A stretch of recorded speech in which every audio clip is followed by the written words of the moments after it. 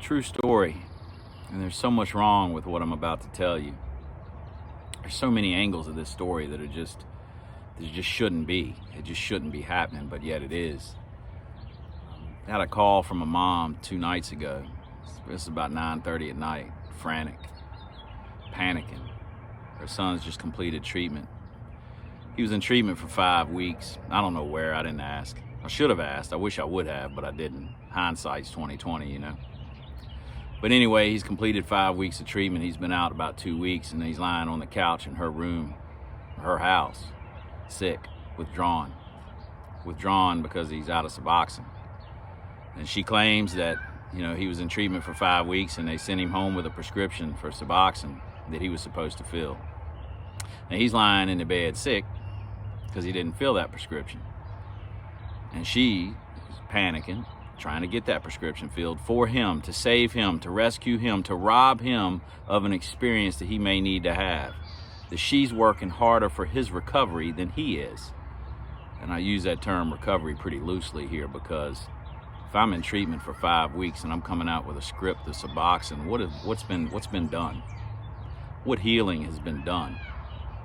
What healing to the internal condition that drives me to want to use heroin and cocaine and any other substances? What healing's been done during that 5 weeks if I'm coming out with a script of Suboxone? I'd put that on the treatment center. There's no healing being done there. What they did is they milked his insurance, they milked his family's insurance for all they could get, and they sent him home with a script. They probably went into treatment talking about how drugs and alcohol are his problem, and kept the focus on drugs and alcohol and did absolutely zilch to treat his internal condition. He comes out just as sick as the day he went in. There's no change. The only difference is that he's, sick off Suboxone instead of sick off of heroin. Got to put some ownership on him too, because he was given an instruction from the treatment center, albeit as crappy as it was, to fill a prescription for Suboxone to continue his recovery, and he didn't do that. Mom's panicking, freaking out, working harder for his recovery than he is, trying to fix him and trying to manage him and trying to, again, rob him of an experience that he needs. She didn't like what I had to say. She didn't like what I had to say at all, but I believe in telling the truth and speaking the truth. And I was very compassionate about the way I presented it, but what I said is like, look, his crisis is not your crisis. And let's spin this a little bit, and let's say that the prescription was for him to go see his dope man when he got out of treatment. He'd have stopped on the way home and filled that. He wouldn't have been out here slouching around for 2 weeks running out of Suboxone. He'd have filled that script on the way home, guarantee you. Another angle of where this is so freaking wrong in the treatment industry is this mom was given no instruction. This mom was given no guidance, no help. She's completely out of her league when she's dealing with this, and she is yet enabling again. This story, I'm afraid, is not going to end very well for them. They're going to have to kick this can down the road. She got off the phone with me pretty quickly when I, was telling her that, look, his crisis is not your crisis, and don't you be working harder for his recovery than he is. It's okay for him to be sick. It's not going to kill him. He's going to be miserable, and he may need that experience. He needs to suffer some consequences for his actions. She didn't like that. In fact, the last thing she said to me before she hung up abruptly was, well, I hear what you're saying. I've got to go. I've got to go help him. I got to go help him. She was compelled. She could not hear what I was saying. She couldn't hear it. Only thing she knew was that mom instinct came in and said, I've got to help my son. And sadly, I don't think this is going to be a good ending for them right now. He's going to have to suffer a lot more consequences in his family too, and I wish him well. I wish him the best. I wish them, man, what somebody told me a long time ago when I was trying to sober up is they said, I wish you pain.